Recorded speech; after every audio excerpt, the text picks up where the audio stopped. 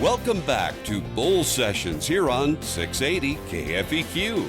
You can email your questions or comments to bull@willcross.net. Once again, here's Randy Baker and agronomist Brad Law. We're back again, Brad.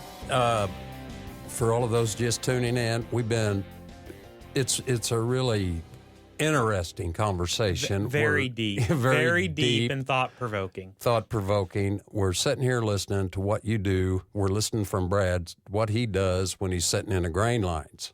All right. We've had some pretty good ones. We have. Know. We've talked about shopping for the wife and, maybe you could, think even, you don't have to be in the grain line just to shop for Grammy. Yeah. You can shop anytime. When you have a moment, you could get on your phone and start thinking and maybe look at, something with four wheels that goes vroom, vroom, vroom forward. I think you was doing some of that the other day for me while I was busy. Yeah. Just all we need is a blank check, Randy, and Grammy will be happy. She'll be happy. But when we're in the grain line and things you can do and things that you think about, you can wish you had your phone charger.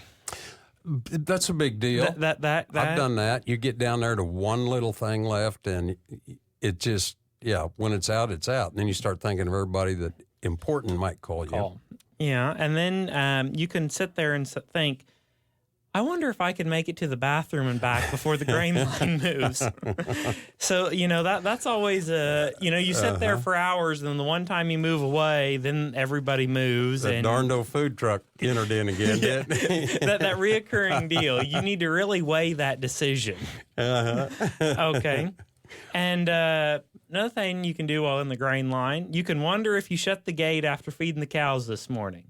Have you done that? Well, I know you've been loading cattle lately. Well, I've done the thing where you go and you feed the cows and you do the same thing every morning and you get in the habit, then you're wondering, did I shut the gate? Did I shut the gate? And then if you're still driving around, you'd go back by the pasture and yes, you did shut the gate. You're not a complete mess up, but you're in the grain line now and you can't get out. You can't. To go check your gate. Okay. What do you do then? Well, sometimes you wonder who you could call to go check that gate for you, or if they could see cows running down the road. You've had all that happen, I know. That can happen. So, but those are fun, and harvest can be trying because people's working long hours, they're not sleeping right, and then you get down there and you have to sit in that line. Well, it's good to make the best of it. I've seen actual fights down there break out. Well, that's no good. Everybody gets on edge, and it just needs to take a break and just laugh, move on. I mean, it's not fun. You're continually going. You're waiting until the dew's off or something, and you can run, and then that kind of messed up lunchtime, or we're running through supper time, and then you don't eat, and there's this word called hangry. You know what hangry is, Randy? Tell me, Brad. That is a mix between hungry and angry. Okay, you're that a lot. Oh, no. Yeah, you are. Yeah, you are. We've got a serious topic, though. We're not going to get hangry about this. And the title of this is When to Walk Away, and I think it's time we walk away for what you do in the grain line. Okay. And get a little more serious. Talk about what we're talking about. Okay, for walking away, I'm going to start it with a fishing story. You like fishing stories? I do. Okay, well, my dad didn't go fishing much, but my uncle did. Mm-hmm. So Uncle George. So I went when I was little. I went fishing one time with my Uncle George, and he picked me up. We got in his truck. We went to go fishing, and of course, we don't park at the road and walk across the pasture. We drive through and we go across some little slough or something. If you're with George, you're going to drive. And it was a little bit wet, and we didn't make it through it on the first try. And I'm like, well, we're stuck, because I was just little. And I'm like, we're stuck, Uncle George. And he said, no, we're not. We're still moving. He puts it in reverse, and we go back and forth and kept doing it. We made it out of there. That was one of those influences that you remember. And, sometimes when we go and we see a spot or we get into something that's a sticky situation, when do we stop? When do we walk away from it? When can we pull on through it? So we're going to look at some things. We're looking right now, we're going to talk a little bit about cash rent. Right. Okay, cash rent, we've got, corn was 7 something. Mm-hmm. Not long ago, beans were 15. Sure. And now they're That changed drastically. We're 2 something for corn, and beans are 9 ballpark. somewhere around 9, give or take. Less, give or take. Okay, that's a huge deal. That's a big change, and a lot of people are running 3-year leases, on cash rent. And when those come up after harvest, well, to renegotiate that, nobody wants to take less money, and right. if you don't bid up, you lose the ground. If somebody else is willing to pay more than you, how do you get to that point on when to walk away? Mm-hmm. The bottom line will tell you, with these commodities right now, I was hearing the other day, I read a newswire where they're saying like South America is planting soybeans right now, possibly the biggest crop of soybeans they've ever planted. There's a lot of corn coming out that is yielding wonderful. We still got corn from last year. I've got prices change. I've still got corn in the bin, Randy. I wasn't going to sell it for 3 something, so it's set in the bin. So now you're 2 something. Well, I kept it. I said the same thing last summer. It's going to get better. So I sold all but a little bit and thought I'd speculate on it. And that same pile where the bin sweep comes around, that pile's been there for 2 years. 2 years. And I think I've lost money progressively each year on it. But what was I talking to you just the other day about such a thing as look for profit and not price? Well, we talk there about is a difference on the profit and price. Back in I went to graduate school, and I had a professor down there that taught. He worked with stocks, and on his stocks, we're talking buy and selling stocks. He would do cover calls, and he talked about a happy price. Okay. He would set a happy price and do his covered call, and then he'd walk away, and then he'd reevaluate the situation on if he wrote another one or not. Mm-hmm.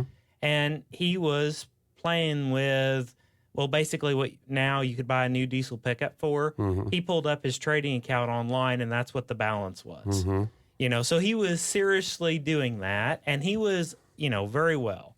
He set his price, he took his profit, and he moved on. He said, you don't want your emotions to come into play. I totally agree. So that's a big deal, always holding out. I see a statistic where 90% of all farmers sell in the bottom tier. Being a tier pricing of 3 tiers, we all do it. I've done it.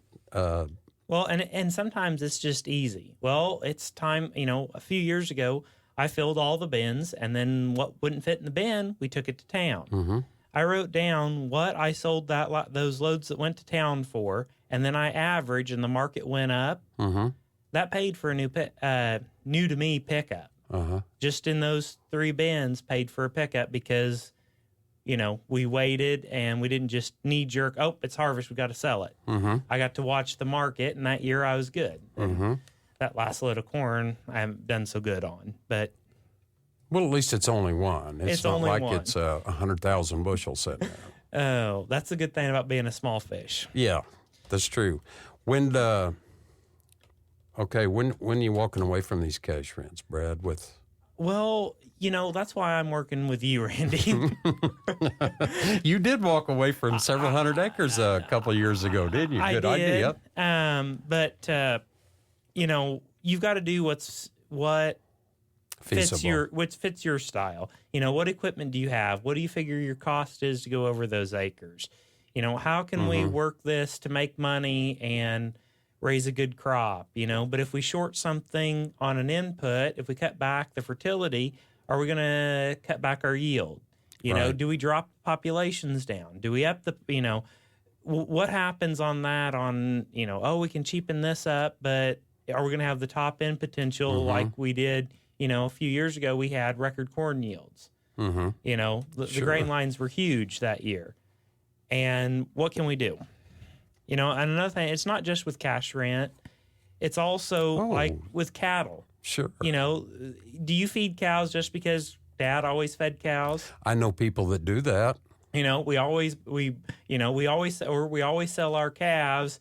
The 1st of November, we sell our calves, or right before Christmas, we sell our calves. Mm-hmm. Well, that's, do we get in a pattern? When can we make money? We can look at cattle and, what's each weight bringing? You can look at reports and, like I pulled one from a while back. You had 450-pound steers for $714 a head. Mm-hmm. You had a 485-pound steer for $1,134 a head. Mm-hmm. You put up 400 pounds on that calf for $417. Yeah. And then you got to pay commission and yardage and trucking and feed and your time and all that. I was looking at heifers, and you had 409-pound heifers, $605 a head, and then 680-pound heifer for $850. So you put 271 pounds on that heifer for $245. Mm-hmm. So is it going to make sense? Yeah. And we don't know what the market's going to be next week, or are you going to hit a hot spot in the auction or not? But let's look at it. My dad was not good, but he was more into the backgrounding cattle. He did the bred heifer thing, and that worked for him. Well, that wasn't a me thing. It didn't fit my style, so I changed. I bought some old cows. We bought we bought them cows, and I did that different. And the first calf out of them paid for them cows. Stop right there. Miles just said we got 30 seconds. We're going to commercial. So we want to talk more about cattle, about equipment, about everything. When is it time to go? When's it time to walk away? We'll talk more about that when we come back to Bull Sessions on 680 KFEQ.